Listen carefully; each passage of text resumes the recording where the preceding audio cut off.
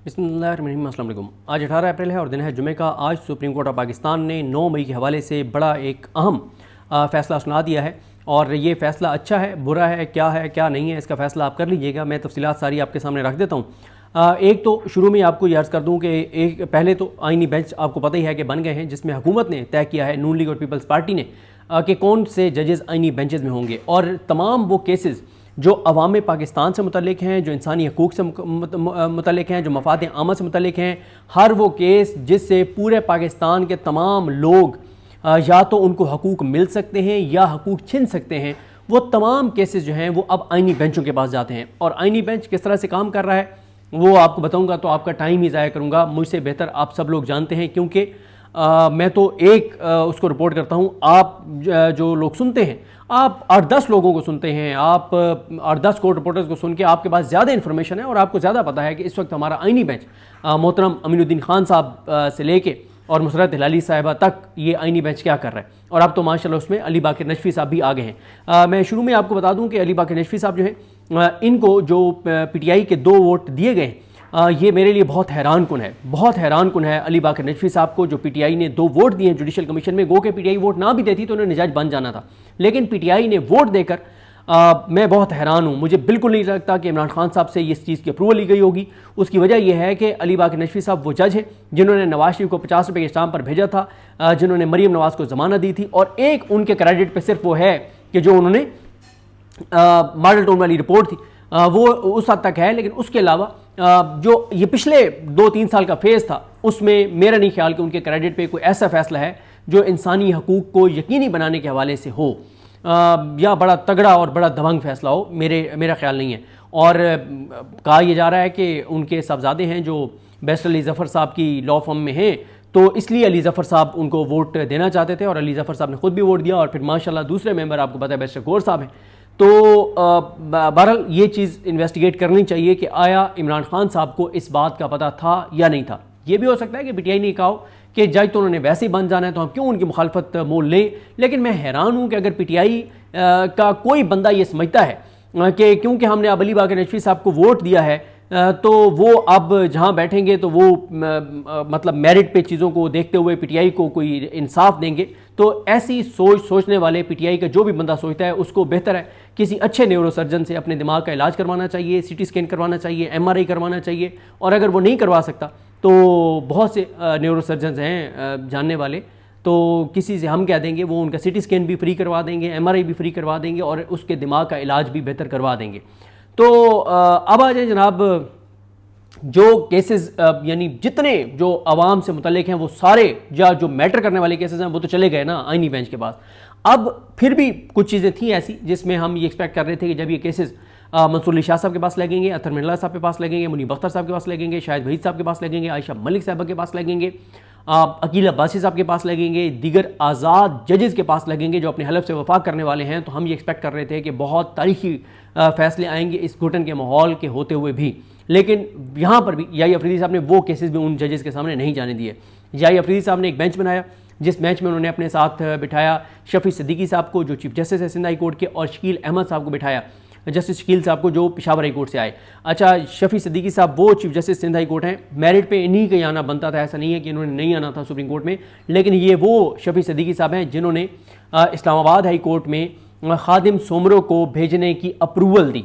जरदारी ने और शहबाज शरीफ ने और सेलेक्ट किया खादिम सोमरो साहब को, और खादिम सोमरो साहब की अप्रूवल अगर ये शफी सिद्दीकी साहब ना देते तो इस्लामाबाद हाई कोर्ट में नहीं आ सकते थे। तो ये वो शफी सिद्दीकी साहब हैं। शकील अहमद साहब वो हैं जो तीसरे नंबर पर थे, दूसरे नंबर वाले जज ने आना था, लेकिन उनको लाया गया। और इनके हवाले से खुद याही अफरीदी साहब ने कहा कि अगर पीटीआई उस दिन पीटीआई और मंसूर अली शाह साहब और मुनीब अख्तर साहब बाइकआउट ना करते जुडिशल कमीशन के इजलास के का, तो इनकी बजाय वो दूसरे नंबर वाले जज पेशावर हाई कोर्ट से आ जाते। तो ये वो शकील अहमद साहब हैं। एक और चीज़ ये होती है, हम कोर्ट रिपोर्टिंग जिस तरह से कर रहे हैं, जो भी इस तरह का जूनियर एक जज आता है सुप्रीम कोर्ट में, वो पहले 6-8 महीने साल जो है वो जब चीफ जस्टिस के साथ बैठता है या किसी सीनियर जज के साथ बैठता है तो वो खामोश ही बैठता है, वो अपनी उस तरह से राय का इजहार नहीं करता और वो बस साइन ही कर देता है जहाँ पे चीफ जस्टिस या सीनियर जिस तरफ जा रहे होते हैं।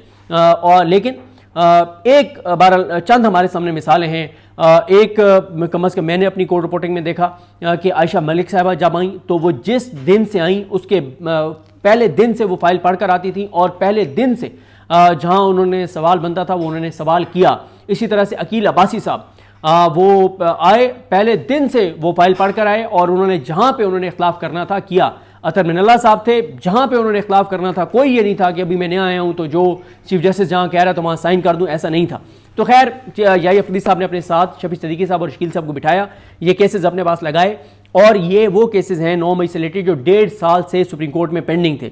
और इसमें चीफ जस्टिस पाकिस्तान ने एक केस में भी ये नहीं पूछा कि एक से ज़ायद FIRs आपने कैसे की हैं।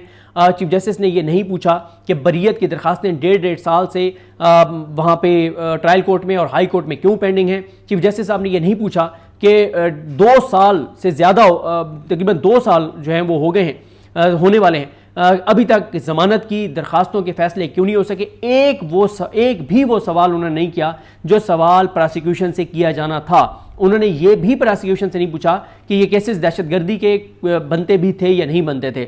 उन्होंने ये भी नहीं पूछा कि सरकार के वकला की फौज जफर मौज के होते हुए एक प्राइवेट वकील को करके आप करोड़ों रुपए क्यों दे रहे हैं। बताया जाता है कि 200 के करीब अपीलें हैं, 2 लाख फी केस एक सरकारी वकील को दिया जा रहा है। और आप, मुझे हैरत होती है कि अगर याही अफरीदी साहब की अदालत में भी हुकूमत को एतमाद नहीं है कि उनको वो इंसाफ मिलेगा जो इंसाफ की तारीफ इस हुकूमत और निज़ाम की है, तो फिर मतलब फिर क्या कहा जाए। उनको पता था कि याही अफरीदी साहब ना सिर्फ इंसाफ करेंगे बल्कि इंसाफ होता हुआ नजर भी आएगा, और इंसाफ होता हुआ नजर आया।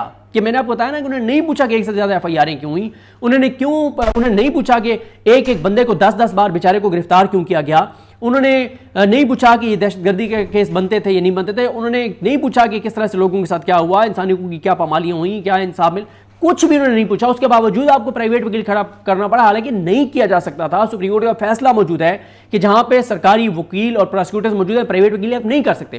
प्राइवेट वकील किया गया और 2 लाख रुपए फी केस उसको दिया गया। 70 केसेस ये हैं, बताया जाता है टोटल 200 केसेस हैं, यानी 4 करोड़ रुपया किसान को से खरीदने की, गंदम खरीदने के लिए पैसे नहीं है हमारे पास। और कहा जाता है जहर खाने के भी हमारे पास पैसे नहीं है, लेकिन सिर्फ 9 मई के इस स्टेज के केसेस जो हैं वो 200 के करीब, उसमें 4 करोड़ देने के लिए हमारे पास हैं। ये मकसद ये नहीं था कि कोई वकील यहाँ पे तगड़ा चाहिए था, वकील ना भी होता तो ये फैसला यही आना था याही अफरीदी साहब की तरफ से, लेकिन मकसद ये होता है कि अपने लोगों को ऑब्लाइज करना होता है। इजाज़ चौधरी साहब वाला मामला आप देख लें, इजाज़ चौधरी साहब वाले मामले में भी जो है वो बड़ी एक मतलब हैरानकुन जो चीज़ है। और इस पर मैं आपको बता दूं कि जो इसकी इजाज़ चौधरी साहब वाली है, इस पर ट्वीट किया है इन्होंने मियां अली इशफाक साहब ने, क्योंकि मियां अली इशफाक साहब देख रहे हैं इनके केसेस को, इजाज़ चौधरी साहब के, और वो कहते हैं कि सेनेटर इजाज़ चौधरी के केसेस में शुरू दिन से मैं और मेरा दफ्तर नुमाइंदगी कर रहे हैं। उनके खिलाफ कोई एक भी ठोस सबूत किसी भी एक केस के चलान में मौजूद नहीं है। खुद साख्ता पॉलिसी के तहत उनकी जमानतों का ताखीरी हरबों के तहत और बगैर किसी ठोस जवाब के तहत और रिकॉर्ड के बरक्स जो है वो किया जाता रहा। नवंबर में दायर किए गए सुप्रीम कोर्ट के जमानत के केस में अब अप्रैल में टेक अप होने पर मेरे पार्टनर शाजिब मसूद साहब ने आज भी सुप्रीम कोर्ट में भरपूर नुमाइंदगी की। अच्छा, इसमें मैं आपको बता दूं कि कब नवंबर में उन्होंने दायर की उनकी बेल, नवंबर, दिसंबर, जनवरी, फरवरी, मार्च, अप्रैल, 6 माह बाद उनका केस जो है वो लगाया गया। और उसके बाद वो कहते हैं कि बहाने होते रहे सारा कुछ, और अब सूरत हाल यह है कि अभी भी उनका केस जो है वो मुलतवी कर दिया गया है। तो वो कहते हैं कि सुप्रीम कोर्ट की साख पर उन्होंने सवालात उठाए हैं। इसी तरह से एक और हमारे दोस्त हैं जो इजाज़ चौधरी साहब के केसेस को देख रहे हैं, उन्होंने लिखा कि सुप्रीम कोर्ट में सेनेटर इजाज़ चौधरी की दरखास्त जमानत के केस की समाअत के लिए जब वकला आज अदालत पहुंचे तो मालूम हुआ कि केस 25 अप्रैल तक मुलतवी कर दिया गया है और बेंच भी तब्दील कर दिया गया है। गुज़िश्ता रोज समाअत पर चीफ जस्टिस साहब ने सरकारी वकील से कहा कि सेनेटर इजाज़ चौधरी का केस एक अहम केस है, उनके खिलाफ कोई सबूत है तो पेश करें। जिस पर सरकारी वकील ने कहा कि वो उन लोगों में शामिल हैं इजाज़ चौधरी साहब जिन्होंने 9 मई की साजिश तैयार की। चीफ जस्टिस ने फरमाया कि साजिश वाली बात मेरे सामने ना करें, वो सबूत पेश करें जिसमें वो किसी को इश्तियाल दिला रहे हों। जिसके जवाब में सरकारी वकील ने एक ऑडियो पेश की। चीफ जस्टिस ने कहा कि ये ऑडियो है, कोई वीडियो तो दिखाएं। सरकारी वकील ने एक टीवी प्रोग्राम का क्लिप पेश किया जो दिसंबर 2022 का था। उसमें भी कोई काबिल एतराज़ बात नहीं थी, जिसका मुकदमे से दूर दूर तक कोई तल्लुक नहीं था, जिस पर दीगर जजेस ने एतराज़ उठाते हुए कहा कि ये सबूत तो 9 मई के बाद के इनसे नहीं, ये दिसंबर 2023 का है। बहरहाल जो उन्होंने जो चीज़ दिखाई वो 9 मई के बाद की थी, क्योंकि 9 मई तो 2023 में हुआ है ना, ये दिसंबर की बात हो रही। और उन्होंने कहा कि जिसमें 9 मई का कहा जाए कि उसमें इश्तिहाल दिलाया जा रहा हो। यह बात सुनने की देर थी कि चीफ जस्टिस ने सरकारी वकील से इसरार किया कि कोई और सबूत है तो दिखाएं, जिस पर सरकारी वकील ने कहा कि अभी हम तैयार नहीं हैं, हमें वक्त दिया जाए। जिस पर चीफ जस्टिस ने सरकारी वकील को सबूत पेश करने के लिए आज तक का वक्त दिया था। सरकारी वकील सेनेटर एजाज चौधरी के खिलाफ 9 मई के हवाले से किसी किस्म का कोई भी सबूत पेश करने में नाकाम रहे। याद रहे, तकरीबन 2 साल बाद एजाज चौधरी की 9 मई के मुकदमे में जमानत सुप्रीम कोर्ट के 3 रुकनी बेंच के सामने लगी और कोई सबूत नहीं पेश किया। लेकिन याही अफरीदी साहब ने क्या किया कि उन्होंने टाइम दिया है सरकार को कि आप जाएं और नए सबूत बनाकर ले आएं, और बजाय इसके कि वो फैसला करते। ये है जनाब याही अफरीदी साहब के ऊपर सवालात और चीज़ें। अच्छा, जिस तरह से मैं आपको अर्ज कर रहा था कि अब याही अफरीदी साहब ने, मैं अभी वो फैसला भी पढ़ता हूँ जो आया है, उन्होंने 4 माह का टाइम दिया है कि 4 माह में ट्रायल कोर्ट फैसला करें, और 35,000 से जायद जो है वो इसमें मुल्जमान हैं। और इसमें याही अफरीदी साहब ने यह भी नहीं पूछा कि वो जो जज मोहम्मद अब्बास वाला मामला था वो कहाँ पे पहुंचा, जिसने सरगोदा वाले एटीसी के जज जो मलिक इजाज आसिफ जो एटीसी रावलपिंडी के जज थे उनको जिस तरह से चेंज किया गया वो भी नहीं पूछा। ये भी नहीं पूछा कि अब तक फैसले क्यों नहीं किए गए, क्योंकि आज जिस वक्त मैं ये वीडियो रिकॉर्ड कर रहा हूं तो 9 मई को 710 दिन हो गए हैं। और फिर एक चीज़ और ये जहन में रखें कि एटीसी के कानून के मुताबिक जो डेडलाइन थी वो बनती थी 90 दिन में चालान पेश करना था, उसके बाद 7 दिन में फैसला करना था, 2 दिन और 99 दिन। यानी अगर आप 710 में से वो दिन निकाल दें जिसमें फैसला होना था, तो जो डेडलाइन थी वो डेडलाइन गुजरे हुए भी 610 दिन हो गए। यानी 9 मई के तमाम केसेस का अगस्त 2023 में फैसला होना था। जिस तारीख तक कानून के मुताबिक फैसला होना चाहिए था उस डेडलाइन को गुजरे हुए 611 दिन हो गए हैं। लेकिन एक बार भी याही अफरीदी साहब ने यह सवाल ही पूछा कि 611 दिन क्यों गुजर गए उस डेडलाइन से ऊपर। किसी को जिम्मेदारी फिक्स नहीं की, किसी को फिक्स नहीं किया और कोई सवाल नहीं किया। और अब 20-21 अगस्त की डेडलाइन मुकर्रर कर दी गई है कि 20-21 अगस्त तक 9 मई के तमाम केसेस का फैसला कर दिया जाए, सैकड़ों FIR का फैसला कर दिया जाए। हालांकि इस पे बड़े सवालात हैं। समीर खोसा साहब बहुत ज़बरदस्त वकील हैं, लायक वकील हैं। उन्होंने जो मतीउल्लाह जान साहब को इंटरव्यू दिया उसमें भी उन्होंने सारा बताया। वो रज़ा अली और खिज़र अब्बास के भी कुछ केसेस में वकील हैं। उन्होंने रज़ा अली का बताया कि रज़ा अली जो हैं उनके ऊपर इल्ज़ाम ये लगा कि उन्होंने पुलिस वाले को जो है वो पत्थर मारा और पुलिस वाले का दांत टूट गया।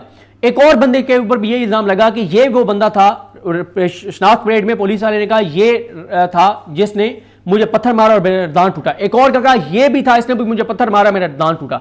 ये नहीं देखा गया कि उसका दांत टूटा भी है या नहीं टूटा। और दूसरी बात यह है कि एक दांत तोड़ने का इल्जाम जिस पे लगाया उसकी जमानत हो गई, रज़ा अली की जमानत नहीं हुई। 2 साल से रज़ा अली जो है एक आम वर्कर, वो जेल के अंदर है। उसकी फैमिली आज भी, मेरी उनकी फैमिली से बात होती है, आज भी वो इस्तकामत के साथ खड़े हुए हैं, लेकिन दुखी हैं, तकलीफ में कि ये हमारे मुल्क के अंदर क्या हो रहा है। ओवरसीज उनके कुछ फैमिली मेंबर्स हैं, वो कहते हैं किस तरह का यहाँ पे निज़ाम पाकिस्तान में है कि एक बेगुनाह। और फिर ये भी बताया उन्होंने समीर खोसा ने कि वो जिस रज़ा अली को उन्होंने उस दफाक से पकड़ना था वो कोई और रज़ा अली, ये रज़ा अली था भी नहीं। यानी इस हद तक उसमें गलतियां हैं। फिर खदीजा शाह साहिबा को बताया गया कि जिस तारीख पे उनकी जमानत होती थी उसी दिन किसी और केस में मुलविस कर दिया जाता था। सारा पैटर्न लिख के बताया, सब कुछ बताया, सब कुछ बताने को तैयार है मजीद भी समीर खोसा। लेकिन चीफ साहब नहीं जाना चाहते इन चीज़ों में। एजाज चौधरी साहब के खिलाफ भी कोई सबूत नहीं, कोई चीज़ नहीं। अब उनकी ज़मानत जो है वो अगले हफ्ते है, और ये रज़ा अली और खिज़र अब्बास की ज़मानत का केस भी अगले हफ्ते है, देखते हैं क्या होगा। तो और जिस तरह से जो कंडक्ट रहा है हाई कोर्ट्स का, ख़ासतौर पर लाहौर हाई कोर्ट का और ट्रायल कोर्ट्स का, एक लफ्ज़ भी उसके ऊपर मोहतरमुल मकाम मोहतरम चीफ जस्टिस पाकिस्तान ने एक लफ्ज़ भी उस पर नहीं लिखा। अब जल्दी जल्दी आते हैं जनाब तहरीरी ऑर्डर में क्या कुछ लिखा गया है। इसमें चीफ जस्टिस लिखते हैं फैसले में कि यह दरखास्त लाहौर हाई कोर्ट की जानिब से मुलजिम जवाब कुंदगान को मिलने वाली ज़मानत की मनसूखी के लिए रियासत ने दायर की है। यानी PTI के जो वर्कर्स हैं जिनको ज़मानत दी, उनकी ज़मानत की मनसूखी के लिए प्रोसिक्यूशन हुकूमत रियासत आई है। रियासत जो है उसकी तरफ से पेश होने वाले फाजिल स्पेशल प्रोसिक्यूटर ने दलाइल देते हुए इस बात को नुमाया किया कि चैलेंज किए गए हुक्मनामे में कानून से हटकर और इंसदाद दहशतगर्दी और लाहौर हाई कोर्ट के रूबरू मौजूद मवाद के बरखिलाफ कुछ नताइज अखज़ करके शामिल किए गए हैं। यानी कानून के मुताबिक कुछ चीज़ें ATC ने नहीं लिखी, हाई कोर्ट ने नहीं लिखी, जो उनके सामने रिकॉर्ड था, जो कानून था उसके बरखिलाफ लिखा है। यानी बजाय इसके कि चीफ जस्टिस साहब जो है वो चीज़ें उठाते जो ट्रायल कोर्ट्स ने और हाई कोर्ट ने गलत की हैं, बल्कि वो उनकी साइड पे चीफ जस्टिस ने कर दिया है। मतलब उनके खिलाफ जो चीज़ें थी वो भी एक तरह से हज़फ कर दी और ख़त्म कर दी। आगे कहा गया कि उसने प्रोसिक्यूटर ने बताया कि चालान जमा हो गया। पैराग्राफ नंबर 4 में ये कहा गया कि तमाम ये नोट किया गया है कि इस अदालत के लिए मेरिट पर कोई नतीजा अखज़ करना मुनासिब नहीं होगा। हाँ नहीं, मेरिट पे कोई नहीं है। एक एक बंदे को 10-10 केसों में पकड़ा गया है, बेगुनाहों को रखा गया है, इंसानी हकूक़ की पामालियाँ अगर हुई हैं, जो कुछ हुआ है, ये अदालत का वो कहते हैं कि अभी ये काम नहीं है कि हम मेरिट के ऊपर चीज़ों को देखें 2 साल बाद भी। ऐसा ना हो कि इससे ट्रायल के दौरान किसी भी फ्री का केस मुतासर हो जाए। हमें इसदाद दहशतगर्दी एक्ट 1997 की दफ़ा 19 ज़ेली दफ़ा 7 का इदराक है, जिसके तहत इसदाद दहशतगर्दी की अदालतें 7 दिन के अंदर फैसला करने की पाबंद हैं। यानी जब चालान पेश होगा 90 दिन के अंदर पेश करना होगा और फिर 7 दिन में फैसला करने की पाबंद है। और ऐसा करने में नाकामी की सूरत में इसदाद दहशतगर्दी की अदालत की जिम्मेदारी है कि मुनासिब हदायत के लिए मुतलका हाई कोर्ट के चीफ जस्टिस को मुतला करें। तमाम मखसूस हालात, कौन से मखसूस हालात लिखे ना, आप क्या मखसूस हालात हैं?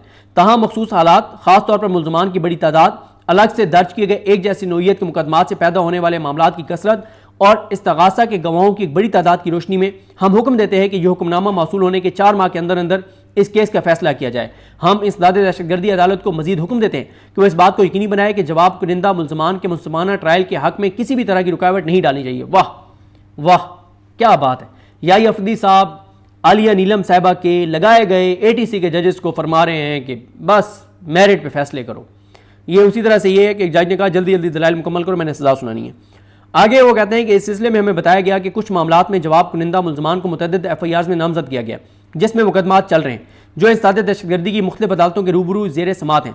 इससे यह नतीजा अखज़ होता है कि उनके लिए तमाम अदालतों में पेश होना मुमकिन नहीं हो सकता और इसलिए इस्तिस्ना के लिए उनकी दरखास्तें अगर कोई हों तो कानून के मुताबिक उन पर गौर किया जाना चाहिए। यानी अब एक बंदे पे जैसे आलिया हमजा साहिबा हैं, सनम जावेद हैं, बाकी हैं, मतलब एक के ऊपर 30-30 40-40 शहरों में FIRs हैं, तो अब वो हर जगह तो पे नहीं पेश हो सकते, तो बाकी शहरों में इनको इस्तिस्ना दे दें, एक जगह पे उनकी पेश हो जाएगी। ये कह रहे हैं ये साहब। इसी तरह हमें यह भी बताया गया कि कुछ मुकदमात में जवाब कुनिंदा मुल्ज़मान को फर्द जुर्म की नकूल और इस्तगासा के गवाहों की गवाही फराम नहीं की गई। यानी खुद मान रहे हैं कि 2 साल हो गए हैं, कईयों को इस्तगासा ने कोई चीज़ नहीं दी, ना FIR दी है, ना चालान दिया है, ना सबूत दिए हैं कि हमारे पास तुम्हारे खिलाफ क्या है, कुछ भी डॉक्यूमेंटेशन नहीं दी। तो वो कहते हैं कि ये जो चीज़ें कह रहे हैं कि हमें नहीं मिली, ये मौसर दिफा की तैयारी के लिए ज़रूरी है, जैसे कि कानून की दफ़ात और आइन का आर्टिकल 10A ये कहते हैं। मामले के इस पहलू पर भी इसदाद दहशतगर्दी की अदालतों की तवज्जो की जरूरत है। मजीद बरा इसदाद दहशतगर्दी अदालतों के मकाम से मुतल्लिक अगर कुछ शिकायत हो तो मुतल्लिका हाई कोर्ट के चीफ जस्टिस और इसदाद दहशतगर्दी अदालतों के इंतजामी जजों को इस पर गौर करना चाहिए। वही कि ये कहाँ पर होगा, जेलों के अंदर आप कुछ लोग हैं, कुछ जेलों के बाहर हैं, कैसे होगा उसका फैसला कर लें। और फिर आखिर में कहा गया कि चीफ जस्टिस चाहें मुतल्लिका तो वो रिपोर्ट्स मंगवा सकते हैं, और साथ वो कहते हैं कि ये अदालतें जो है वो हर 15 दिन की चीफ जस्टिस रिपोर्ट मंगवा सकते हैं, ताकि यकीनी बनाया जा सके कि ना सिर्फ तेज़ी से और कानून के मुताबिक कार्रवाई अंजाम दी जा रही है, बल्कि मुल्जिम जवाब कुनिंदगान के मुस्तमाना ट्रायल के हकूक़ में किसी भी तरह की रुकावट नहीं है। ताहम ये हुक्मनामा इस्तगासा को अपनी दरख्वास्त की तजदीद से नहीं रोकेगा। अगर मुल्जिम की तरफ से ज़मानत के गलत इस्तेमाल या अदम तामुन को रिकॉर्ड पर लाया जाता है, जिसके नतीजे में कानून की ताकत को गालिब होना चाहिए। मतलब वो ये भी साथ कह रहे हैं कि जिसकी ज़मानतें मनसूख करनी है वो ज़मानतें भी मनसूख करो। मतलब पूरी तरह से याई अफरीदी साहब ने एम्पावर किया हुकूमत को, प्रोसिक्यूशन को, सरकार को, और कहीं पे भी इस ऑर्डर में, इस फैसले में जो उन्होंने फैसला सुनाया है, कहीं पर भी मुल्ज़मान का जो है वो कहीं भी उनके हकूक़ का दिफा होता हुआ नज़र नहीं आ रहा। ये बहुत अफसोसनाक है। और आज चीफ जस्टिस साहब ने वकला को चैम्बर में बुला लिया। चैम्बर में बातें होती रही हैं जिसकी कोई तफसील नहीं है कि खुफिया बातें वहाँ पे क्या होता रहा है। याई अफरीदी साहब ने वही काजी फाइज साहब वाला काम किया जो मुबारक सानी केस में काजी फाइज साहब ने किया था, कि वो चैम्बर में बुला के और कहा कि बताएं क्या फैसले में लिखना है, किस तरह का। ये भी अगर करते तो चले था, वहाँ तो उन्होंने मौलाना फजल रहमान वगैरह के कहने पे फैसला लिखा, यहाँ पे तो सरकार जिस तरह का फैसला चाहती थी उस तरह का फैसला आ गया। और जस्टिस शफी सदीकी साहब और शकील अहमद साहब ने भी, चीफ जस्टिस साहब ने जो लिखे उसके ऊपर साइन फरमा दिए। मुझे अपने दुआ में याद रखें। और अब एक नया फेज शुरू होगा, तेज़ी से केस शुरू होंगे और अदालतों के अंदर एक पूरा पैनिक होगा और सज़ाएँ होंगी 30-35 हज़ार लोगों को। देखते हैं बहरहाल चीज़ें कैसे आगे बढ़ती हैं। मुझे अपने दुआ में याद रखें। अल्लाह करीम हम सबका हामी नासर। अल्लाह हाफ़िज़।